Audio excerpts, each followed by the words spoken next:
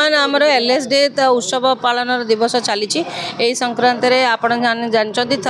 31 August रे उत्सव मना जाए एवं तार 10 दिन आगु समस्त विभिन्न प्रकार सामाजिक कार्यक्रम अनुष्ठित करा जाए से संक्रांति रे आज बीएमसी प्रथम थर माने यही वर्षर प्रथम थर सब रजिस्टर साइड रोड रे आमे वृक्षरोपण कलु एवं जहाँकि आउ थे पुणी थे 31 तारीख दिन आमे पुनर्बार मास वृक्षरोपण करूँ एवं आज ए क्षेत्र में कमिशनर आरंभ कर डेप्यूटी मेयर एवं डेप्यूटी कमिशनर एवं समस्त कॉर्पोरेटर भाई भौणी मैंने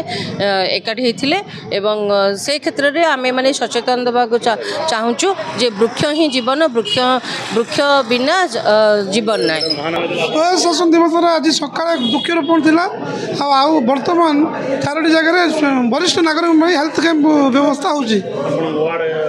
मो वार्ड अंचल लोक वरिष्ठ नागरिक स्वास्थ्य शिविर अनुष्ठित होची प्राय ए अनुष्ठान प्राय 400 पाखापाखि वरिष्ठ नागरिक आज धीरे धीरे संख्या जना पड़ी।